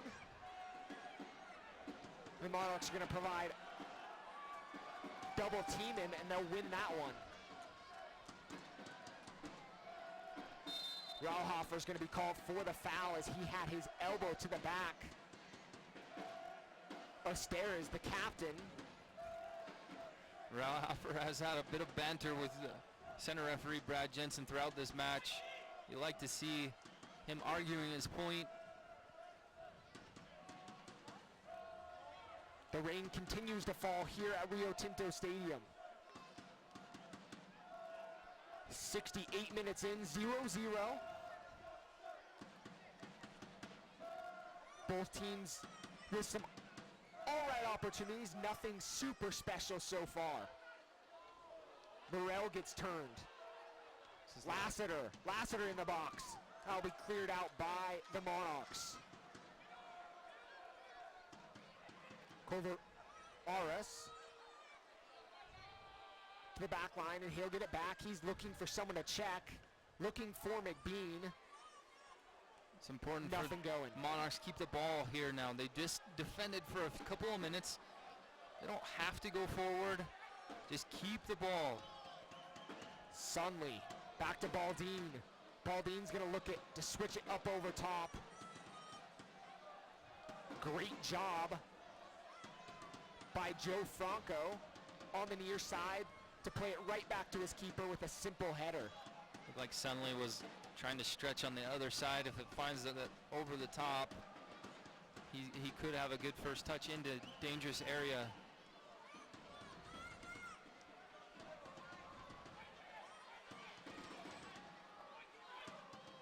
Galaxy looking to move forward. Played up over top. Ball's mishit, but Acosta is able to find it. He slips, recovers, is able to find the feet of Sunley. Again, just keep it. Have not seen a possession stat, but I would imagine the Monarchs have had the lion's share of the possession today.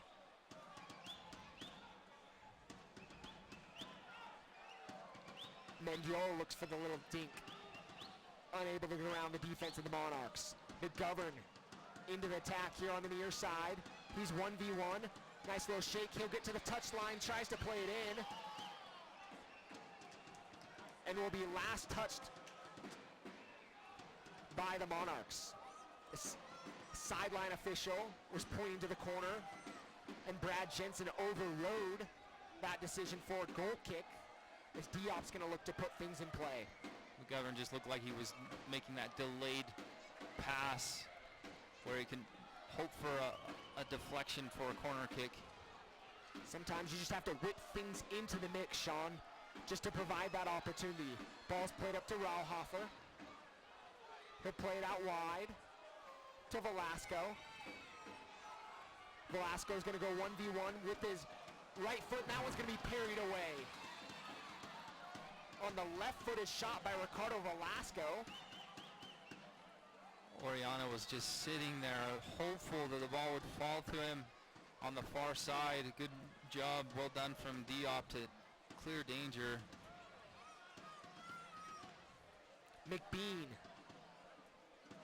He's surrounded by 3 Monarchs, and he'll get out. Guarded by Morel, and Morel's able to knock that one off his, away from his feet and out of bounds, but there'll be a Galaxy 2 throw-in. Corvarubius. He goes forward, but is stuck by Sunley as Baldin plays it a touch too far for Oriana. Rauhofer trying to apply some pressure on the back line of the Galaxy 2. Velasco does well to cut that one off. The switch was on. He cuts the angle, so he forces him back the other way. McBean plays it outside to Lassiter. McBean still down. He slowly gets up. It's to be either touching his thigh or his knee. As Sunley is going to go in the book for a tackle at midfield in the circle. That Aris that's on the ground looks like he's asking for attention. No card's been shown yet. As Brad Jensen tries to sort things out in the midfield circle.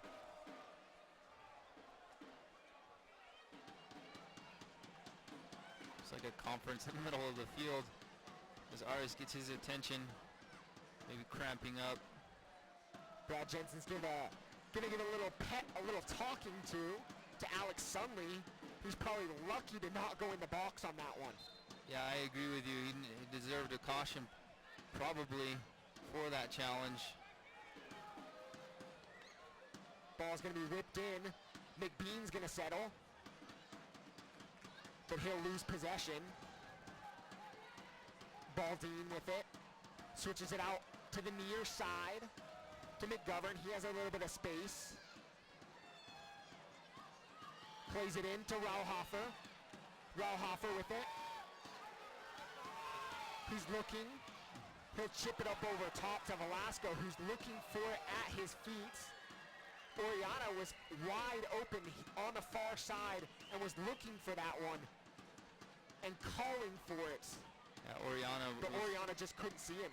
He was free for a couple of seconds, and then you saw Velasco. He's signaling to Rauhofer. He wants the ball at his feet. Rauhofer's trying to flick the ball over the back line for him to run onto.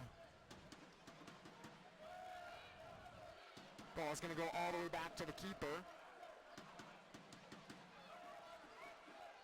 McGovern with it on the near side. Monarchs, a team that's not nervous to play out of the back. You like to see this. This is exactly how the senior side plays. At a young age, this is more risk for error, right? You make a mistake and it leads to goal scoring opportunities, but this is how you learn, by practicing the practical. Here in the 75th minute, that one's gonna cross the end line for a goal kick. 75 minutes in and we're still scoreless. 0-0 here at Rio Tinto Stadium on a wet, cold night with a decent crowd here on hand, including a supporter group of the Galaxy over on the far side, close to their bench. Fito with it. Finds the feet of Velasco. Velasco plays Rauhofer. Rauhofer defended by Romney. He'll play it often. Smart to play it often. wasn't much help for the Monarchs up there at that point. I think Rauhofer had a back heel that he could have played out of pressure a bit earlier, but he does well to keep possession. 15 minutes to go. Can either team find a decisive goal as Tinto looks for the shot? RSL, as of late, has given up goals in the last 15 minutes of both halves. Monarchs have been giving up goals early in the game, so very vital parts of the game. Early in the game and late in the game, can they find a McGovern way? goes forward. McGovern's ball into the box. It's going to be cleared out by David Romney.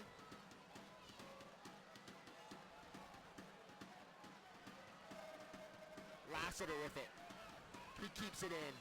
On the far side, he'll play it up to McBean.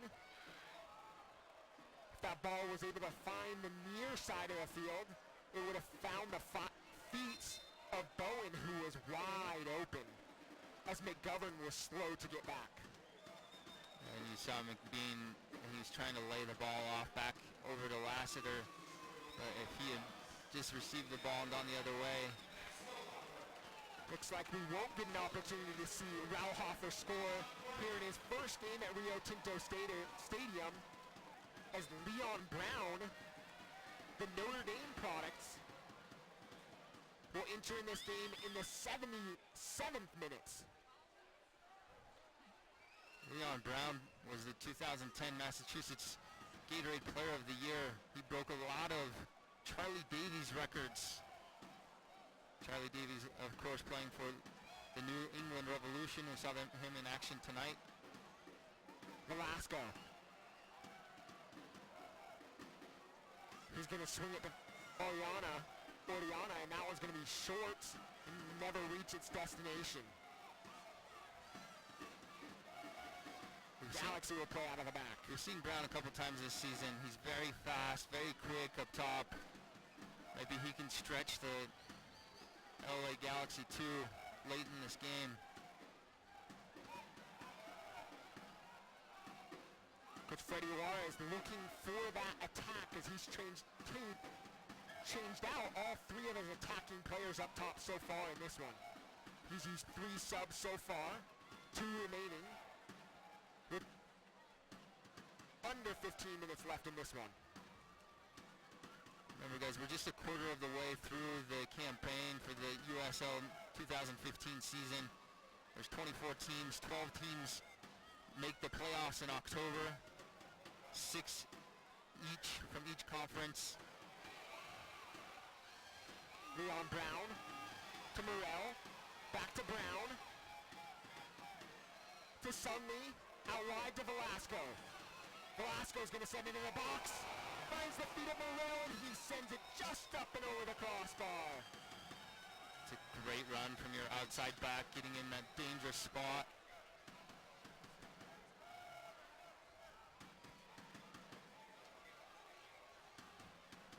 A goal kick for Diop as we see the replay of that one as Velasco was able to send it in, and Morel sends that one up and over the bar. He pounds the ground in his frustration. He does so well to put himself in a very dangerous spot. Jaime Villarreal is going to replace Jack McBean here in the 79th minute. Villarreal is on the senior side of LA Galaxy. We've seen him play a couple of games with them. We'll talk more about this being an opportunity for young players to develop themselves. But you also see some veterans. Will Johnson, a former RSL player, is playing with Portland Timbers 2 after his horrific leg break from last season. He's just getting healthy, getting back to playing. So now he gets minutes with Portland Timbers 2 tonight. Velasco's going to be dispossessed as the Galaxy 2 are going to look to counter. They'll be broken up by the Monarchs defense. Another player to mention that a lot of minutes with LA Galaxy 2 last season was Robbie Rogers, or 2 seasons ago, I guess, as an outside back. Robbie Rogers traditionally is an attacking midfielder, but has made the transition the last couple of years as the defender, and he really got those minutes and learned from playing in the USL. Ball's going to be knocked out of play. This coach Freddie Wise is ordering the troops forward. See if they can change things quickly. The Monarchs lead in shots today, 13-7. Maybe they can find a decisive game-winning goal in this one. Ball's going to find Oriana on the far side. He'll go at it, Sunley with it. On top of the 18, and his shot is deflected. Will be out of bounds for another corner kick for the Monarchs. Here in the 81st minutes of play. Oriana faces defender up, goes at him, makes him backpedal, then creates the space for Sunley, just slots that ball in. Sunley just unfortunate to take a deflection on the corner kick for the Monarchs. Here on the near side, looking to capitalize on another corner kick. Plays the box. That one just misses the head of Oriana, and will skip through to the far side. This is important. The counter's on. This is important to track back. Lassiter, well, he was trying to chip the keeper on that one. An ambitious effort. Maybe his dad could have done that. Yeah, it looked like Raul Mangiola was streaking on that far side. Maybe he was trying to find that big ball. This is dangerous. Giveaway right in the bad spot. Ball's going to find the feet of the keeper. We have two players down on the field. Acosta is going to be helped up by Raul Mendiola with some great sportsmanship. Here in the 82nd minute, Velasco is going to be called offside. Yeah, electing to go quickly, trying to set and play. Monarchs are struggling, or slower to get back here recent in the last few minutes, and we saw them plague them against the Switchbacks FC, where they thought they scored a goal and got countered on instantly. Real is going to send it to the near side of Velasco. Velasco gets... He's wanting a foul. Jumped over by Joe Franco. Franco had gone over the top of him. Leon Brown's going to pursue this ball. Freddie Wise is just wanting everyone to step and put high pressure. Rain still continuing to fall here at Rio Tinto Stadium in the 83rd minute. 0-0.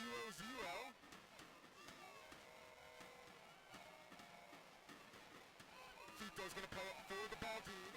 Baldine up to Velasco. He'll still have it. He's going to try to get around Romney. With a nice little dink. Try and go for the nutmeg, it looks like, and wasn't able to get it. Yeah, it looked like he was setting him up for the nutmeg, and Romney wasn't having any of it. McGovern was just on his horse, trying to be that delayed trailing runner. If Velasco had kept this ball, he could have numbers going forward. Ball's on the near side.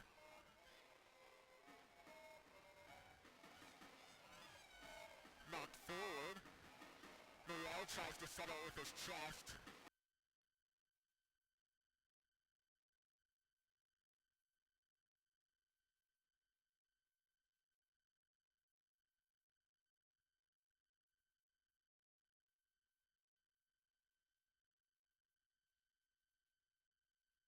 Corner kick. Yeah, it looked like his touch was a bit heavy, gonna send him over the inline for a corner.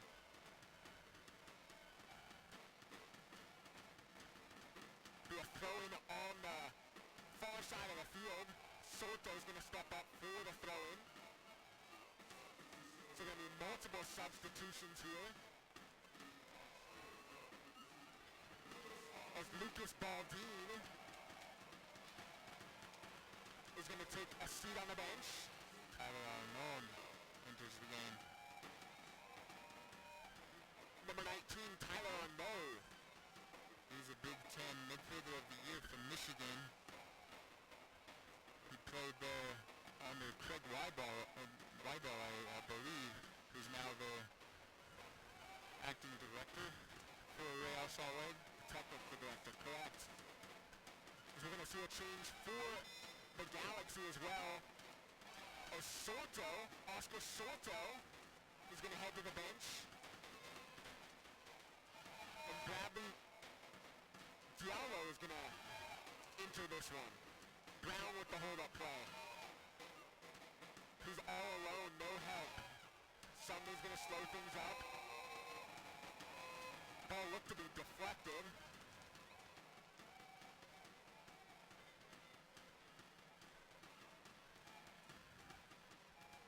Just about 4 minutes left in this one. This is Tyler Arno's first appearance for the Monarchs on the season. Ball's on the near side.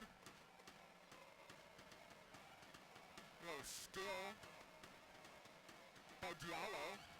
It'll be knocked out of bounds for the throw-in.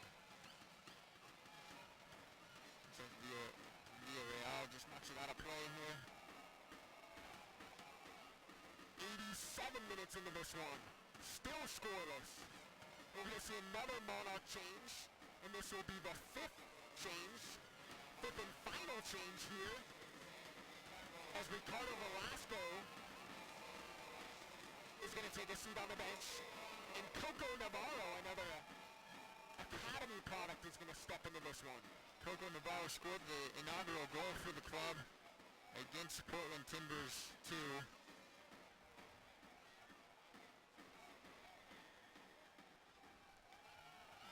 Coach Freddie Juarez trying to add some fresh legs as we're 87 minutes into this one.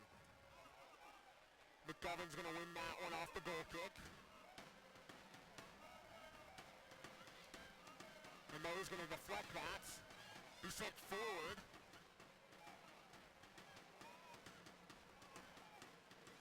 Sunny to Fito.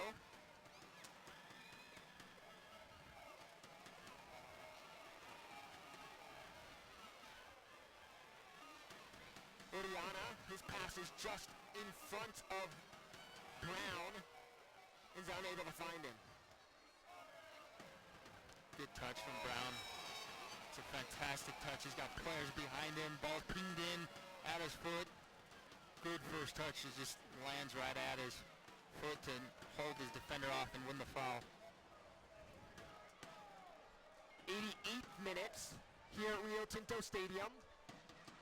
0-0 still. Both teams have had opportunities. Monarchs have had more shots in this one. As Fito's going to stand over this one. To Sunley. Sunley's going to send it to the near side of the field.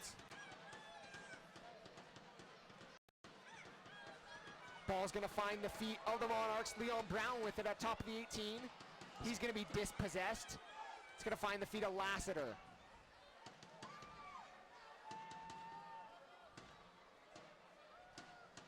Arnaud with the header looking for Brown. This game's become a little bit of a ping pong match here in this last few, being played primarily at the center half line.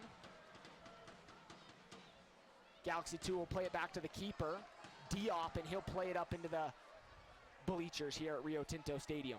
Yeah, it's good pressure from I believe that's Alex Sunley on the other side. I'm sorry, that was from Coco Navarro. You saw Brad Guzan earlier today against Manchester City giving up a gift for Aguero. Coco Navarro doing the work to see if he could win the same type of prize. Morel looks forward to Oriana. And he's unable to get the touch on the ball, and he'll roll across the end line for a Galaxy 2 goal kick. You know what I loved about this, Landon, is he baits Joe Franco into a short run to the ball, checking run to his feet from Jordan Morel. And once Joe Franco steps, he takes off to get the ball in behind. The ball's just on his foot, looks like just a errant touch, just barely misses it. He's almost in though. Ball's gonna go out of bounds. On the near side.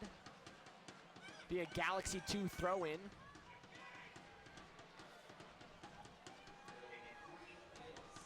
There will be 3 minutes of stoppage time here at Rio Tinto Stadium as the Galaxy are moving forward. Looks like Mendiola just with quick feet, creative little guy right in the middle of the field. Almost slips in, but Danilo does his job.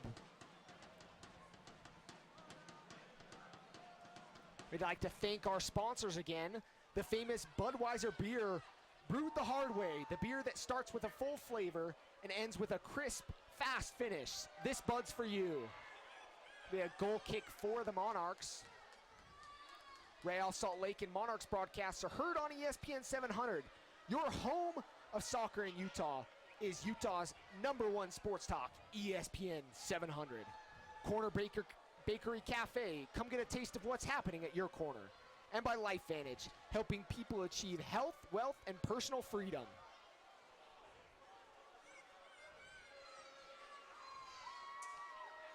Morel with it to Oriana. He'll move forward. Arnaud to Fito to Sunley. Sunley on the far side. Monarchs looking to attack here in the final few minutes of stoppage time.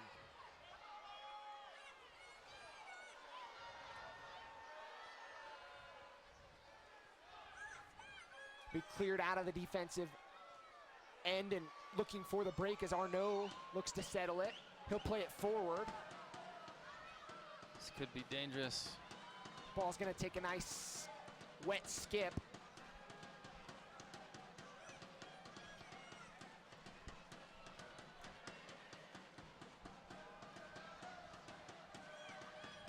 Monarchs gonna play it around the back. In the midfield to Arnaud. He'll look forward. McGovern, he'll be dispossessed. We're in stoppage time here at Rio Tinto Stadium on this Saturday evening. 0-0 tie so far with the Galaxy 2. Diop taking his time, just allowing that ball to come into his box. Take away some valuable seconds. Try to get a result away from home.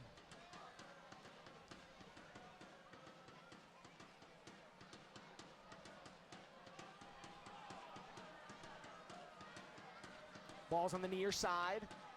Ball be played into the box. And it's a goal! The Galaxy 2 caught Eric Oswald off of his line, and that will be a goal here scored in stoppage time. You know, I would like to know if this is a cross or this is a shot, but in the end, it doesn't matter. Just finds that near post. Tucks it in. The goal was scored by Bradley Diallo as he whipped that one in, and we saw it on the replay right there. Here in stoppage time, the Monarchs give up a goal and now trail the Galaxy to 1-0 here with what could only be seconds left in this game. It was just in an area of the field, just you'd never expect a shot from that distance, from that spot. You expect him to be crossing, and I would venture to believe that's what he was actually doing. Brown knocks it forward. Oriana with it in the box. See if the Monarchs can make something happen. Up to McGovern. Morel's gonna keep it alive. Morel with the shot up over the bar. And referee Brad Jensen's gonna blow his final whistle. And the Monarchs are gonna fall 1-0 to the Galaxy 2 here at Rio Tinto Stadium in this wet, rainy Saturday evening. Diallo gets the game-winning goal, and Eric Oswald's just beside himself, just frustrated that he's not covering his near post.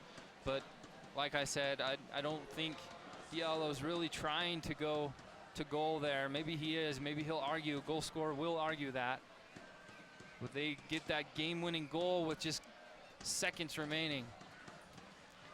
Remember, the Monarchs are back here at home on Wednesday nights, the 29th at 7 p.m. versus the defending champ, Sacramento Republic FC. You get a picture there of Danilo Acosta. He's the academy player, and I really believe that we're going to have more sights of him later on. He played extremely well against some very attacking players. That's Danilo Acosta, young kid from the academy. He's played here in the club, both with Sparta and Inter FC locally.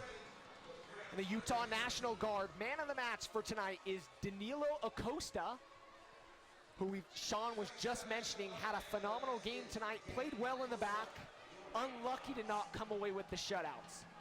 You know, I think both Acosta and Orozco both did extremely well.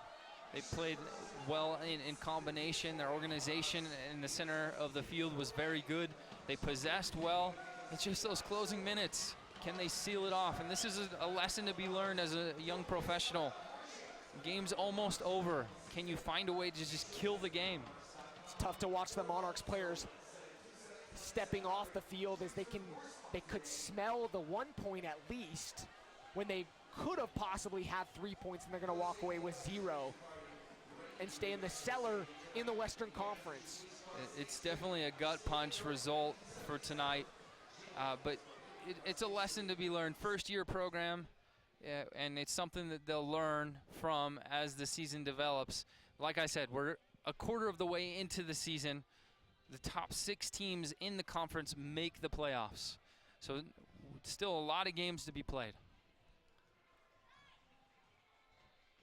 You know, Sean, looking at the result tonight, they're not going to be pleased, but they played well for 91 minutes.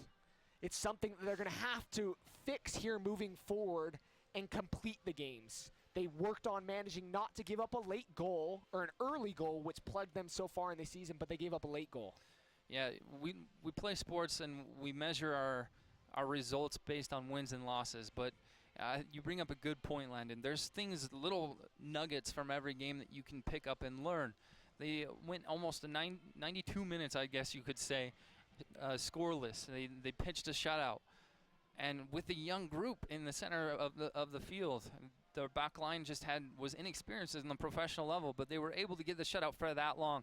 Now, can they take this learning experience later on in these next couple of games and learn from it?